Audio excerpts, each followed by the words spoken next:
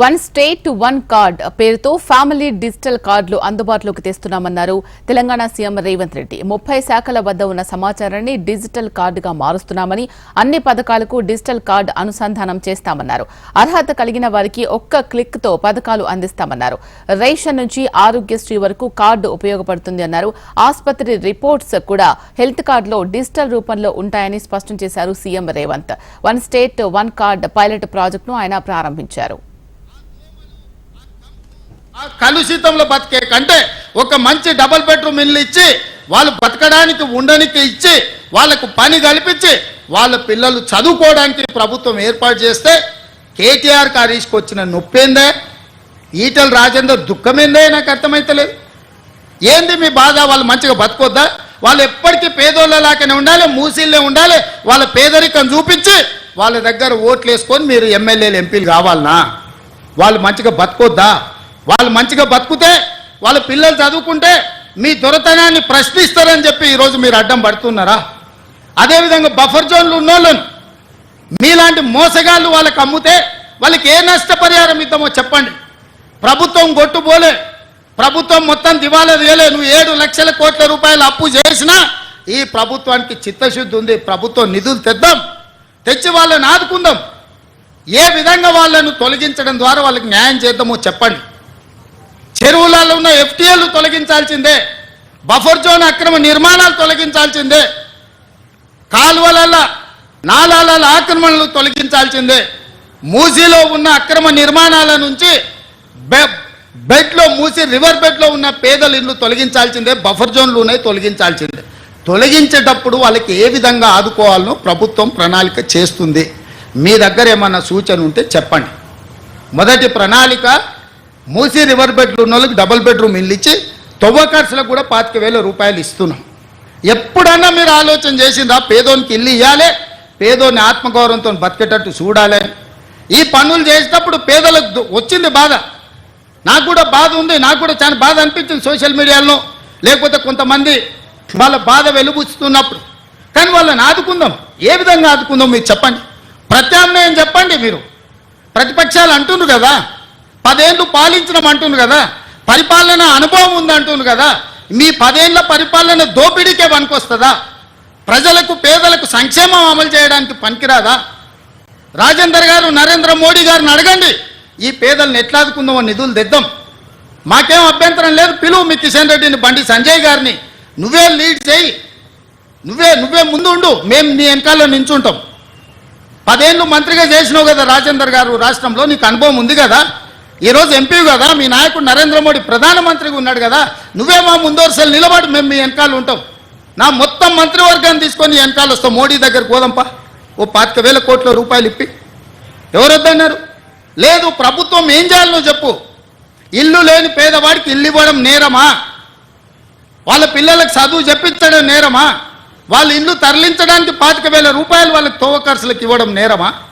అవి చేస్తుంటే మీరు ఎందుకు అడ్డం పడుతుర్రు? బఫర్ జోన్లు ఉన్న వాళ్ళకి కూడా ఒకవేళ 2 అంతస్తులు ఇల్లు ఉంటే వాళ్ళ నష్టపరిహారం ఏం చేద్దామో చెప్పండి. మీరు వాళ్ళని తొలగించొద్దు. వాళ్ళ జీవితాలు ఎప్పుడు మూసిల్నే ఉండాలి, ఆ మురికిలోనే మునిగిపోవాలి, ఆ మురుగులోనే చచ్చిపోవాలనా? కింద నల్లగొండ జిల్లా ఎల్బీ నగరు, మహేశ్వరము, ఇబ్రాహీంపట్నము, మునుగోడు, తుంగతుర్తి, నకరేకల్లు, భువనగిరి, ఆలేరు, ఇవన్నీ మూసీ ప్రాజెక్టు కింద 40,000 ఎకరాల ఆయకట్టు ఉంది.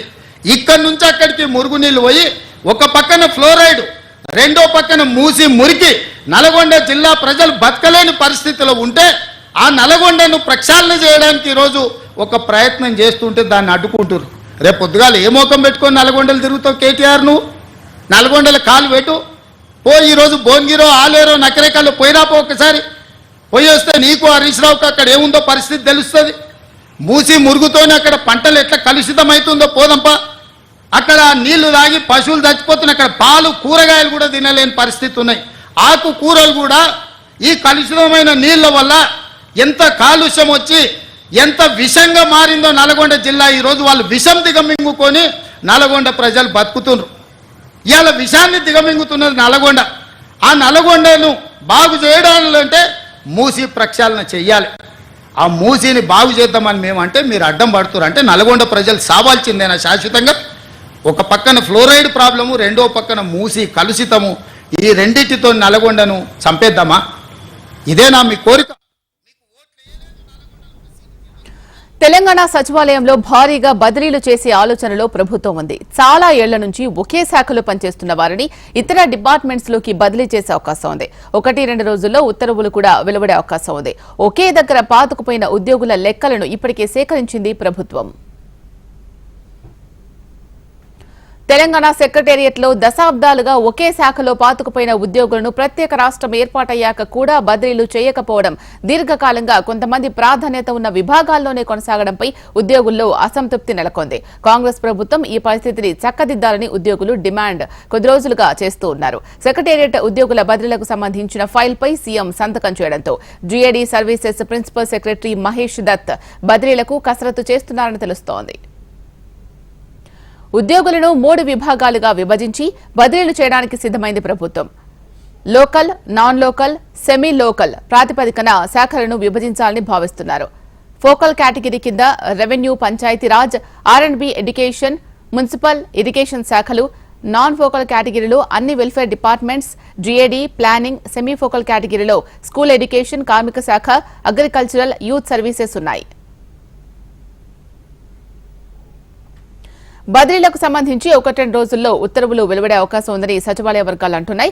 మొదట సెక్షన్ అధికారుల బదిలీ జరగనుందని, 150 మందికి పైగా ఉన్న ఈ క్యాడర్ ఆఫీసర్లకు 10 ఏళ్లుగా ఎలాంటి బదిలీలు జరగలేదు. వీరి తర్వాత ఏఎస్ఓలు, మిగిలిన క్యాడర్ల అధికారుల బదిలీలు జరగనున్నాయని తెలిసింది.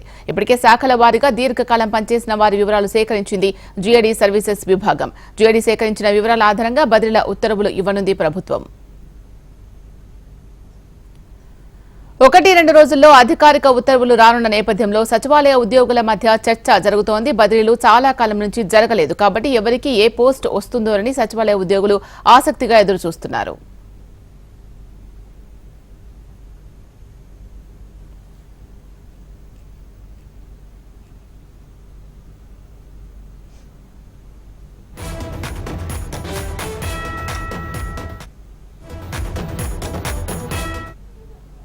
సముద్రంలో ఒక పెద్ద అల పరుగులు తీస్తూ ముందుకు వచ్చేస్తుంటేనే భయంతో మనం పరుగులు తీస్తూ ఉంటాం. అదే సముద్రం రోజు రోజుకు పరుగులు తీస్తూ ముందుకు వచ్చేస్తుంటే ఇంకేముంది, గుండెల్లో భయం పుట్టాల్సిందే. సరిగ్గా ఇలాంటిదే ఇప్పుడు ఏపీలో జరుగుతోంది. ప్రకాశం జిల్లా సముద్ర తీర ప్రాంతాల్లోని గంగపుత్రులను ముందుకొస్తున్న సముద్రం భయంతో వణికించేస్తోంది. ప్రతి ఏటా సముద్రం ముందుకు వస్తున్న వైనాన్ని చూస్తూ గంగపుత్రులు వణికిపోతున్నారు. పరుగులు తీస్తూ ముందుకు వస్తూ ప్రకాశం జిల్లాలోని సముద్ర తీరం మొత్తాన్ని ఆక్రమించేస్తున్న సముద్రంపై ప్రత్యేక కథనం. ముందుకు వచ్చేస్తా ఉంది. పల్లెల్ని ముంచేస్తుందా? సముద్ర తీర ప్రాంతంలో ఉన్న పల్లెలు బిక్కుబిక్కుమంటూ వణికిపోతూ ఉన్నారు. రాబో ఇంకో 10-20 సంవత్సరాల తర్వాత అత్యంత దారుణంగా, భయంకరంగా ఊహించుకుంటూనే ఉండే పరిస్థితి ఉంది. అయితే ఈ సముద్రం రావడానికి ముందుకు ఎందుకు వస్తూ ఉంది? ఈ వచ్చిన తర్వాత ఇక్కడున్న పరిస్థితి ఏంటి? ఈ సముద్రం ముందుకు వస్తూ ఉంటే ఎటువంటి ప్రమాదాలు లేకుండా ఉండడానికి ప్రభుత్వం మడాడవులను ఏర్పాటు చేస్తూ ఉందా? మడాడవుల్ని, పంపకాలని పెంపొందిస్తుందా? అసలు ఇక్కడున్న పరిస్థితులు ఏంటి? ఈ మత్స్యకార గ్రామాలు సముద్ర తీర ప్రాంతంలో ఎటువంటి భయాందోళనకు గురవుతా ఉన్నారు? వాళ్ళ సమస్యలు ఏంటి ఇప్పుడు తెలుసుకుందాం. సముద్రం ముందుకొచ్చేస్తుంది. మీరు విన్నది నిజమే. సముద్రం తీరాన్ని మింగేస్తూ ముందుకు జరుగుతూ జనావాసాల్లోకి వచ్చేస్తుంది. సంవత్సరానికి కొంత చొప్పున కిలోమీటర్ల మేర సముద్రం ముందుకు సాగుతూ వచ్చేస్తోంది. తీర ప్రాంతం చూద్దామన్నా కనిపించని పరిస్థితుల్లో ఉంది. గడిచిన 2 సంవత్సరాల్లో సుమారు 400 మీటర్ల తీర ప్రాంతాన్ని సముద్రం ఆక్రమించేసింది. సముద్రం రోజుకు కొంత ముందుకు జరుగుతూ రావడంతో గంగపుత్రులు భయం గుప్పిట్లో బిక్కుబిక్కుమంటున్నారు. ఉమ్మడి ప్రకాశం జిల్లాలో సముద్ర తీర ప్రాంతం సుమారు 102 కిలోమీటర్లు ఉంటుంది. ప్రకాశం జిల్లాలో 102 కిలోమీటర్ల సువిశాల సముద్ర తీర ప్రాంతం ఉంది. దీంట్లో కొత్తపట్నం, చీరాల, సింగరాయకొండ, ఉలవపాడు మండలాల్లోని ఓడరేవు, పాకల, రామాయపట్నం, చినగంజ మండలాల్లోని మోటుపల్లితో పాటు దాదాపు 67 తీర ప్రాంత మత్స్యకార గ్రామాలున్నాయి. వీరంతా చేపల వేటపైన ఆధారపడి జీవనాన్ని సాగిస్తున్నారు. ఎక్కువ గ్రామాలు తీర ప్రాంతంలోనే ఉంటాయి.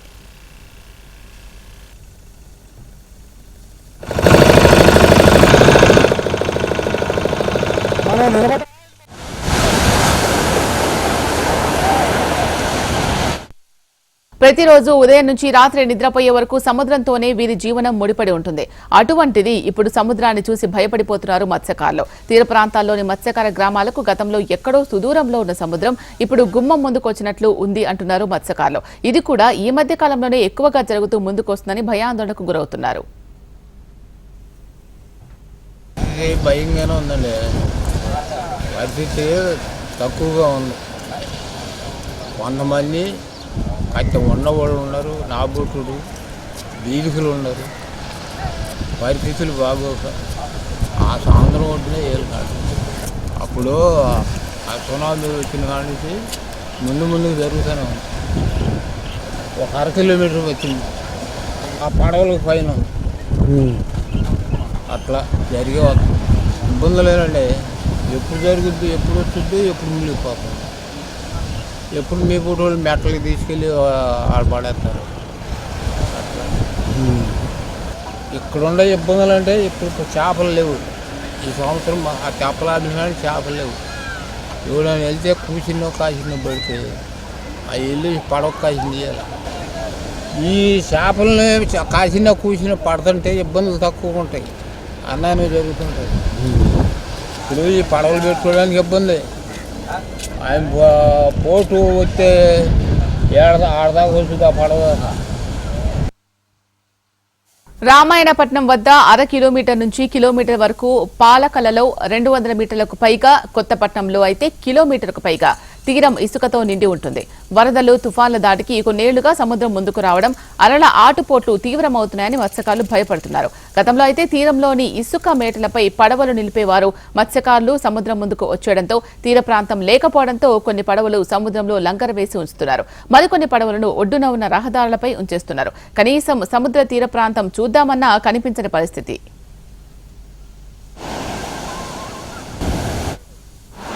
ఈ రోడ్డు మీద నుంచి వెళ్ళాలంటే ఈ గాలికి 3 సార్లు గురుగులు తీసుకొని చెప్పులుగా లేక నిలబడి వెళ్ళేవాళ్ళు. ఇప్పుడు దగ్గరకు వచ్చింది బాగా.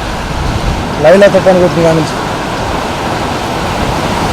వచ్చేస్తాయి ముందు, మళ్ళీ వెనక్కి వెళ్ళిపోద్ది. మళ్ళీ తుఫానుకు ఒక ముందుకు వస్తూ ఉంటుంది. ఇబ్బందిగానే ఉంటుంది. ఈ తుఫాను వస్తే పడవలను తీసుకెళ్ళి అటు చెట్లు ఉన్నాయి. తాజాగా national centre for coastal research సంస్థ అధ్యయనంలో కొన్ని ఆసక్తికరమైన విషయాలు వెల్లడయ్యాయి. ఉమ్మడి ప్రకాశం జిల్లాలోని సముద్రం 18.5% తీర ప్రాంతంపై కొంత ప్రభావం ఉన్నట్లు పేర్కొన్నారు. మరో 26.2% స్థిరంగా ఉన్నట్లు, 55.3%లో ఇసుక మేటలు పేరుకుపోయినట్లు పేర్కొన్నారు. 2021వ సంవత్సరంలోనే inter governmental panel on climate change తన నివేదికలో కొన్ని హెచ్చరికలు చేసింది. గాలిలో పొల్యూషన్తో వచ్చే మార్పులు, ఉష్ణోగ్రతల పెరుగుదల, మంచుకొండలు కరిగిపోవడం వంటి విషయాలను పరిగణలోకి తీసుకుని రూపొందించిన ఆ నివేదికలో రానున్న 80 ఏళ్లలో మన రాష్ట్రంలోని విశాఖతో పాటు తమిళనాడులోని మిగతా ప్రాంతాల్లో కూడా ఇదే పరిస్థితి ఉండబోతోంది.